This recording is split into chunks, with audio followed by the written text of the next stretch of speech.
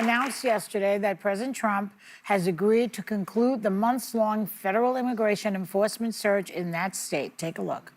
We don't want to see any more bloodshed. I don't want to see any more bloodshed.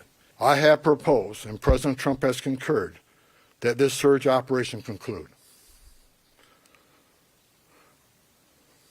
A significant drawdown has already been underway this week and will continue through the next week. I'm not going to sit here and say anybody did anything wrong and that, they were, unprofessional. I'm going to say there's some issues here. We fixed those issues. We've had great success with this operation, and we're leaving Minnesota safer. But one of the biggest critics of this surge, Senator Rand Paul, who's a Republican, says the administration still has a lot of work to do. So let's see what he had to say. To restore trust in ICE and Border Patrol, they must admit their mistakes, be honest and forthright with their rules of engagement, and pledge to reform. Tom Homan being there and now saying we're going to reduce this presence in the street is a good sign and a good step forward, because the public needs to know too. If I go to a protest and I shout something at people, could I be killed? So what do you think is behind this sudden decision to ramp down operations? I mean, only 3 in 10 Americans approve of what ICE is doing. So the midterms are coming up, and maybe they're thinking of their careers. I think it's a very political decision, unfortunately, and not a human decision. The fact that he said, I'm not saying they did anything wrong, and that Minnesota was left to be a safer place, that is simply not true. Not 2 people are dead. Yeah. There are people that have been injured. That city was terrorized. Families were torn apart. Kids weren't going to school. People were afraid to go and buy groceries. That is complete nonsense. And my question really going forward is, okay, ICE out. ICE is leaving. Terrific. What about the accountability? We have Renee Good, unlawfully killed, in my opinion. We have Mr. Preddy, unlawfully killed, in my opinion. And there's a New York Times report, and I hope that people really read it, that indicates that prosecutors began investigating Renee Good's killing, and Washington, D.C. told them to stop. Really? Told them to stop. Federal prosecutors had a warrant to collect evidence from her vehicle, which is extremely important in proving that case. And Trump administration leaders, including the FBI director, Kash Patel, told them, demanded that they drop it. And even now, even though the 2 Border Patrol agents who fired guns at Alex Preddy that was fatal, they've been placed on administrative leave. DOJ's opened up an investigation into that, but they remain steadfast that they are not opening up an investigation into the unlawful killing of Renee Good. So how is Minnesota a safer place? How is it? Yeah, listen, first, it's the surge that's ending. So ICE is not leaving Minnesota, but this inordinate thousands of agents that they had sent to Minneapolis is going to be drawn down.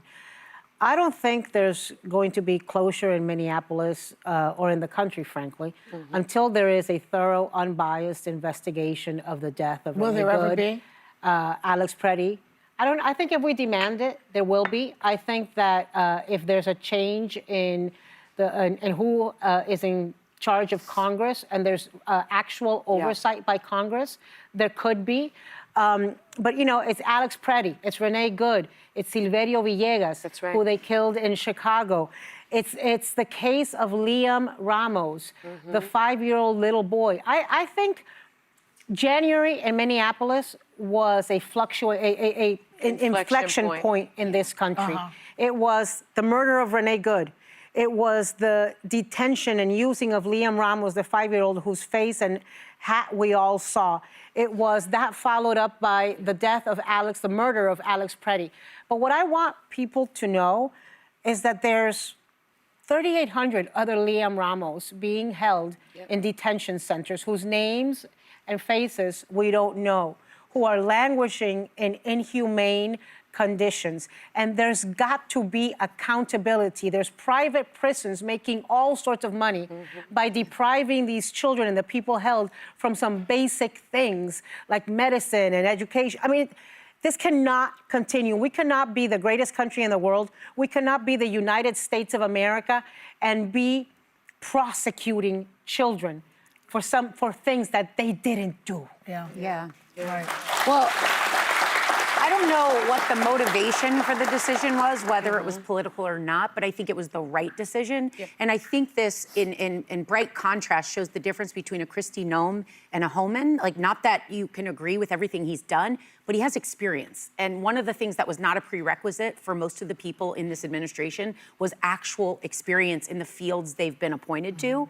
And Homan's been with the U.S. Border Patrol since 1984. And after this... and he worked in the Obama administration Yes, as well. he did. He crossed administrations. But Minnesota Attorney General Keith Ellison said having Homan in charge was an improvement because Noem never talked to us, Bovino never talked to us, and Homan did. Yeah. This is why the coordination of the federal government and the local and the state mattered. They had to be having conversations for anything to be working. So this, in my opinion, is a step in the right direction. Do you know, though, that this metro surge in Minnesota was costing $18 million a week? Yeah. The cost, And the who's- lack and of who's paying training for that? on these We are. officers. We are, yeah. Taxpayers Because are paying in for that it. clip, Homan said something about they didn't act unprofessional. Unprofessional wasn't the question at hand. It was untrained. The mistakes. A little shade on these- Kristi Noem there, isn't it? Well, I think they were unprofessional. I mean, since when do you see masked men pushing women onto the ground, pepper spraying But people? unprofessional is a nice way of putting it. I think of Yeah. unprofessional is what you wear to an office. It was worse than unprofessional. It was inhumane. It was inhumane.